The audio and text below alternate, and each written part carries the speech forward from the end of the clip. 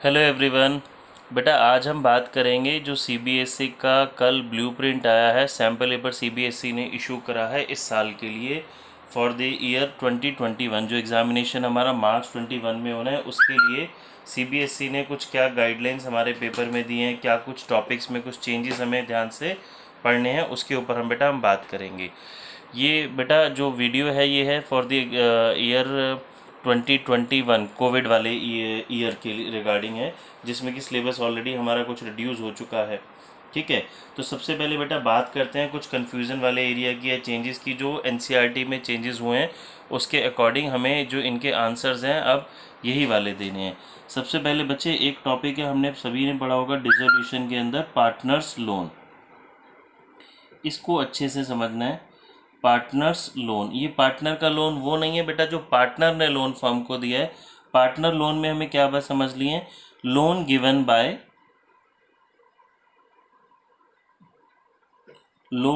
Bye firm to a partner. That means firm ने loan दिया है किसको बच्चे, पार्टनर को। तो जब हमारे पास बैलेंस शीट गिवन होती थी डिसोल्यूशन चैप्टर में, ये बैलेंस शीट गिवन होती थी और ये लोन बच्चे नज़र आएगा इधर आपका एसेट साइड। सपोज ए हमारा पार्टनर है तो एज लोन, ठीक है। ये लोन कहाँ नज़र आ रहा है बच्चे, हमारा एसेट साइड नज़र आ रहा है। तो अगर ए का लोन यानी कि पार्टनर का लोन इस साइड नज़र आता है, अभी तक हम इसका क्या ट्रीटमेंट करते थे बच्चे, लास्ट ईयर तक जिन बच्चों को मैंने डिसोल्यूशन पढ़ा दिया उसमें मैंने भी उनको वही ट्रीटमेंट बताया कि ये लोन हम कैपिटल अकाउंट में पोस्ट करते हैं। बट अब ये कैपिटल अकाउंट में नहीं जाएगा। As per CBSE guidelines, as per CBSE blueprint, हमें इस लोन को बेटा क्या करना है, रियलाइज करना है bank account debit to partners loan account. तो इस पार्टनर के लोन की जो हमारी एंट्री बेटा अब से बनेगी, cash account debit to partners loan account. सभी स्टूडेंट्स बेटा इस बात पे बहुत ध्यान देंगे। इस लोन को पहले हम जो पार्टनर का लोन था जो एसेट साइड में लोन गिवन होता था हम कैपिटल अकाउंट में ट्रांसफ़र करते थे, बट अब इसको हम कैपिटल अकाउंट में ट्रांसफ़र नहीं करेंगे, इसको बैंक अकाउंट में डाला जाएगा, bank account debit to partners loan account. That means आपके लिए एक अच्छी बात क्या हो गई, अगर लोन लाइबिलिटी साइड है, मान लीजिए बी पार्टनर है, बी का लोन गिवन है जी, ये लोन कौन सी साइड है बच्चे, लाइबिलिटी साइड। तो ये वाले लोन तो हमें ऑलरेडी आता था, इस लोन के लिए तो हम लोन अकाउंट बनाते थे और ये लोन भी हमारा बैंक में जाता था। इस लोन की जनरल एंट्री बच्चे क्या होती थी हमारी, बीज loan account debit to bank, और एसेट्स वाला लोन हम कैपिटल में डालते थे। तो बट आपके लिए बेटर ऑफ बात क्या होगी बच्चे, कंफ्यूजन वाला एरिया खत्म हो गया। लोन एसेट्स में हो तो भी बैंक में जाएगा, लाइबिलिटी में हो तो भी बैंक में जाएगा। एसेट्स में हो तो दैट मीन्स हमने पार्टनर से उसके पैसे ले लिए, और अगर लाइबिलिटी में है तो उस लोन को हमने पे कर दिया। आई होप बच्चे आपको ये वाला पॉइंट क्लियर हो गया होगा अच्छे से। लोन कोई भी हो, फर्म ने पार्टनर को दिया हो या पार्टनर ने फर्म को दिया हो, उसका ट्रीटमेंट बैंक अकाउंट से ही होगा। ये लोन बच्चे रियलाइजेशन में पोस्ट नहीं होंगे, दोनों के दोनों। ठीक है, अगली चीज़ जो हमारे लिए क्लैरिटी आई है इसमें एनपीओ को लेके आई है। एनपीओ चैप्टर के अंदर बच्चे एक वर्ड होता था लिगेसी। लिगेसी मतलब विल का पैसा। अभी तक हम इसको क्या करते थे, इसको कैपिटलाइज नेचर की ट्रीट करते थे, बट अब हमें बहुत अच्छे से ध्यान करना है। लिगेसी का ट्रीटमेंट क्लियरली डिफाइन कर दिया गया दो तरीके से। If legacy is not specific, जो हमने पहले पढ़ा उसको भूल जाइए, जो अभी आपने करना है उसको याद रखिए। हमने पहले क्या पढ़ा था, लेगेसी को हम कैपिटलाइज नेचर ही ट्रीट करते थे। बट अगर लेगेसी स्पेसिफिक नहीं है, क्वेश्चन में सिर्फ और सिर्फ क्या वर्ड लिखा है, लेगेसी, तो इसको रेवेन्यू नेचर का ट्रीट करा जाएगा। रेवेन्यू नेचर का मतलब legacy will be post in income and expenditure account.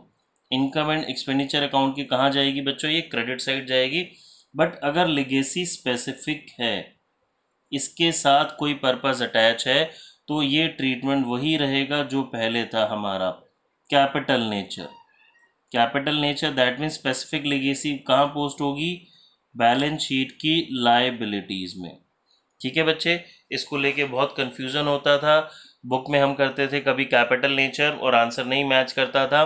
तो बट अब बहुत अच्छे से ध्यान रखेंगे कि लेगेसी क्वेश्चन में है, दैट मीन्स विल में मिला हुआ पैसा, अगर वो स्पेसिफिक नहीं है तो revenue nature, income and expenditure, but अगर लेगेसी स्पेसिफिक है, उसके साथ कोई पर्पस अटैच है, तो वो पहले की तरह कैपिटल नेचर की ट्रीट की जाएगी और बैलेंस शीट में लायबिलिटी साइड पोस्ट होगी। देन बच्चे अगली चीज गवर्नमेंट ग्रांट। गवर्नमेंट ग्रांट का भी बच्चे सेम ट्रीटमेंट याद रखेंगे आप लोग। अगर गवर्नमेंट ग्रांट स्पेसिफिक नहीं है, अगर गवर्नमेंट ग्रांट स्पेसिफिक नहीं है तो रेवेन्यू नेचर ये कहाँ पोस्ट हो जाएगा, इनकम एंड एक्सपेंडिचर के क्रेडिट में। बट अगर गवर्नमेंट ग्रांट स्पेसिफिक है, that means for particular purpose, government grant for polio eradication, हमारी बुक में क्वेश्चन है, हमने उसमें वर्ड पढ़ा हुआ है government grant for polio eradication, मतलब स्पेसिफिक हो गया। अगर गवर्नमेंट ग्रांट स्पेसिफिक है तो ये बच्चे कहाँ पोस्ट हो जाएगी, हमारी लाइबिलिटी में। ठीक है। देन लाइफ मेंबरशिप फीस, इसको लेके तो कोई कंफ्यूजन नहीं थी, बट यहाँ पे और क्लैरिटी हो गई। Life membership fees always liability ही ट्रीट की जाएगी। एंट्रेंस फीस रेवेन्यू नेचर बच्चे, रेवेन्यू नेचर मतलब ये कहाँ पे क्रेडिट होएगी, हमारी इनकम एंड एक्सपेंडिचर अकाउंट के क्रेडिट साइड में ही पोस्ट होगी। क्लियर? आई होप ये बात आप सभी को समझ में आ गई होगी। ठीक है। फिर एक और क्लैरिफिकेशन है जो कि हमने ऑलरेडी सही पढ़ा हुआ है, बट स्टिल उसको मैं बता देता हूँ। एक टॉपिक होता है बच्चे, हमने इशू ऑफ शेयर्स और इशू ऑफ वेंडर चैप्टर में पढ़ा हुआ, इशू ऑफ डिबेंचर चैप्टर में पढ़ा हुआ है। Issue of shares, issue of shares for consideration other than cash, issue of shares for consideration other than cash. इस टॉपिक को बच्चे हम पॉपुलरली वेंडर वाले टॉपिक के नाम से जानते हैं। ये टॉपिक एग्जाम में होता ही होता है, मैंने आपको पहले भी बताया था, क्योंकि ये टॉपिक शेयर्स और डिबेंचर्स दोनों चैप्टर के अंदर है। इसमें से 4 मार्क्स का question most of the time exam में होता ही होता है। ठीक है। तो अब हमें क्या बात ध्यान रखनी है बच्चे, वेंडर वाला जब हम ये क्वेश्चन करते हैं तो यहाँ पे 2 वैल्यूज अगर मुझे गिवन है, सपोज जैसे हम वेंडर से कुछ उसका बिजनेस परचेज कर रहे हैं किसी पार्टी से, तो यहाँ पे 2 वैल्यूज मुझे क्वेश्चन में गिवन हो सकती हैं जो कि सीबीएसई के सैंपल पेपर में गिवन है, एक बुक वैल्यू और एक एग्रीड वैल्यू। फॉर एग्जाम्पल मैं उसकी land and building take over कर रहा हूँ जी, और उसको पूरा बिजनेस टेक ओवर कर रहे हैं, उसके अंदर एक एसेट है लैंड एंड बिल्डिंग जिसकी बुक वैल्यू है जी 10 लाख रुपीस। ठीक है। बट इसकी एग्रीड वैल्यू डिसाइड हो रही है बच्चे 15 लाख। तो आपको जब ये वाला आप क्वेश्चन करेंगे तो एग्रीड वैल्यू ही कंसीडर करेंगे, बुक वैल्यू कंसीडर नहीं करेंगे। ठीक है। क्या मतलब हुआ बच्चे, बुक्स में इतने की लिखी है बट मैं आपसे ले रहा हूँ और आप मुझे ये एसेट 15 लाख की दे रहे हैं, आप 10 की नहीं दे रहे, 12 की नहीं दे रहे, आप 15 की देना चाह रहे हैं और मैं 15 की ही ले रहा हूँ उस एग्रीड वैल्यू पे।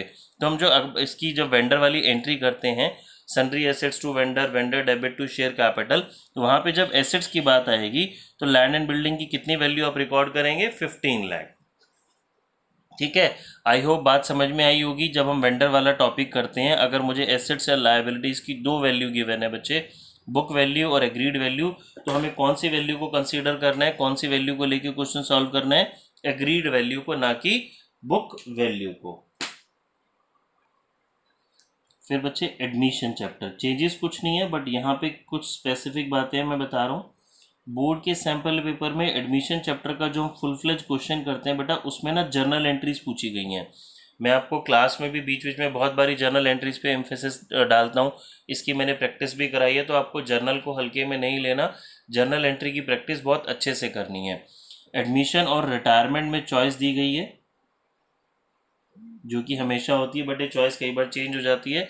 एडमिशन में उन्होंने जर्नल एंट्री मांग ली है, और रिटायरमेंट चैप्टर में लेजर, जैसा कि हम पढ़ते हैं revaluation, capital and balance sheet, वो हमें कंसीडर करने को दिया गया है। डिसोल्यूशन चैप्टर में जर्नल एंट्री पूछी गई है।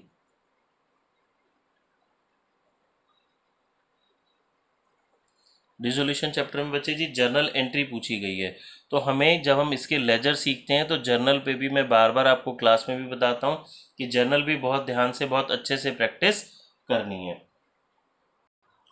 बच्चे देखो, ये तो हमने कुछ बात करी कुछ चेंजेस की जो हमें मॉडिफिकेशंस को ध्यान में रखना है। अब बात करते हैं हम वेटेज की। बच्चे एनपीयू की जैसा हम सभी को पता है 10 मार्क्स की वेटेज है। इसमें से जो भी ब्लूप्रिंट में सीबीएसई ने क्वेश्चंस पूछे हैं बच्चे, 3 क्वेश्चंस पूछे हैं, 1 नंबर, 3 मार्क्स एंड 6 मार्क्स के। पार्टनरशिप 30 मार्क्स की है। 1 मार्कर्स बेटा इसमें 10 है, 4 मार्क्स वाले 3 हैं, और 1 क्वेश्चन जो 8 मार्क्स का आता है इसमें हम सभी को पता है चॉइस होती है। तो टोटल पार्टनरशिप में से 14 क्वेश्चंस हैं। कंपनी 20 मार्क्स की है, टोटल ये देखिए 60 मार्क्स हो गया। 1 मार्कर वाले 2 हैं, एक 6 नंबर का, एक 4 नंबर का और एक 8 नंबर का क्वेश्चन है। टोटल नंबर ऑफ क्वेश्चंस हो गए बच्चे हमारे पास 5। तो पार्टनरशिप में से टोटल 22 क्वेश्चंस हमें पूछे जाएंगे। ठीक है, अब आ जाते हैं एनालिसिस पे। एनालिसिस में जो अभी सीबीएसई का ब्लूप्रिंट आया है उसके अकॉर्डिंग चैप्टर नंबर 1 में से बेटा जो बैलेंस शीट वाला चैप्टर था 2 मार्क्स का क्वेश्चन है। चैप्टर नंबर 2 में से कुछ नहीं पूछा गया।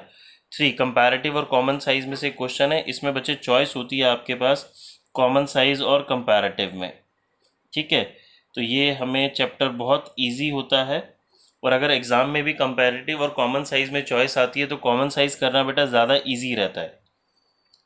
रेशो की वेटेज बढ़ाई गई है 4 से 6 नंबर की इसकी वेटेज जो ब्लूप्रिंट में है। एक क्वेश्चन 3 मार्क्स का और 1 मार्क के 3 क्वेश्चन हैं। सीएफएस 8 नंबर का cash flow statement chapter number 5, 6 mark, 1 mark, 1 mark. बच्चे इसका मतलब ये नहीं है कि यहाँ पे चैप्टर नंबर 2 में से कुछ भी नहीं आएगा, ये जस्ट एक ब्लूप्रिंट है। इसमें जो चेंजेस होते हैं वो हो सकते हैं कुछ भी, ये 1 मार्क में हो सकता है, या यहाँ से रेशो में कुछ वो चेंज करके यहाँ पे एक क्वेश्चन इसका भी डाल सकते हैं जो 1 मार्क के हैं। ये ब्लूप्रिंट के हिसाब से वेटेज हमने बताई गई है। ठीक है, तो टोटल आप देखिए यहाँ पे हमारा एनपीओ 10, पार्टनरशिप 30, कंपनी 20, 60 मार्क्स का हो गया, एनालिसिस 20, तो टोटल 80 मार्क्स का ये हमारा सिलेबस हो गया। अगर अब हम पूरे पेपर को समझें तो 1 मार्कर्स बेटा 20 हैं, जो कि कुछ स्टूडेंट्स को या टीचर्स को सभी को था, शायद 1 मार्कर्स बढ़ा दिए जाएंगे, 40 या 50 मार्क्स के कर दिए जाएंगे, वो अभी तक ऐसा कुछ नहीं है। बट इस 1 मार्कर्स में एमसीक्यू भी हैं, मैच द फॉलोइंग भी है, फिलिंग द ब्लैंक्स भी है, ट्रू फॉल्स भी है, सभी कुछ इसके अंदर कवर होगा। 3 मार्क्स वाले 2 क्वेश्चन, 4 मार्क्स वाले 5, 6 मार्क्स वाले 3 और 8 मार्क्स वाले 2। बेटा 8 मार्क्स के जो 2 क्वेश्चन होते हैं फुल फ्लेज, जिनसे दोनों में चॉइस होती है। एक क्वेश्चन पार्टनरशिप से होता है हमारा और एक क्वेश्चन हमारा कंपनी अकाउंट से होता है। एक और चीज़ बच्चे ध्यान रखने की है, यहाँ पे जब हम कंपनी अकाउंट्स की बात करते हैं, इसकी कंपनी अकाउंट्स की बात करते हैं, तो यहाँ पे एक पूरा का पूरा चैप्टर रिडम्पशन ऑफ डिबेंचर हमारा इस बार कोरोना के कारण डिलीट हो गया। तो डिबेंचर चैप्टर की, इश्यू ऑफ डिबेंचर चैप्टर की वेटेज बच्चे बढ़ गई है। तो इश्यू ऑफ डिबेंचर चैप्टर में से अप्रॉक्सीमेटली 6 मार्क्स का क्वेश्चन आएगा। ठीक है, वो किसी भी फॉर्म में हो सकता है, 4 में, 1 में, 2 में, किसी भी फॉर्म में हो सकता है। तो हमें इशू ऑफ डिबेंचर चैप्टर को भी बहुत अच्छे से करना है। ठीक है बच्चे, आई होप आपने ये इन्फॉर्मेशन बहुत अच्छे से समझ ली होगी, और जो भी चेंजेस हमने सीखे हैं रिगार्डिंग लेगेसी डिसोल्यूशन में पार्टनर्स लोन, उन्हीं को आप आगे अप्लाई करेंगे। ओके बच्चे, बाय।